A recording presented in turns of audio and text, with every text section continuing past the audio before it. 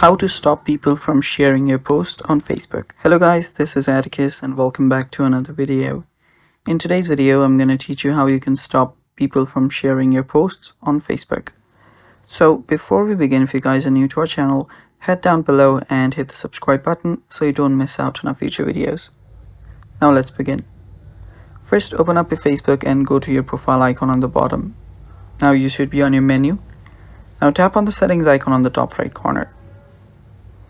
After you've done that, you can then scroll down, and after you scroll down you should find an option called profile and tagging.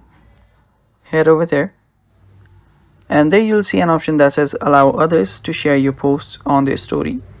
So make sure that you've turned this button off.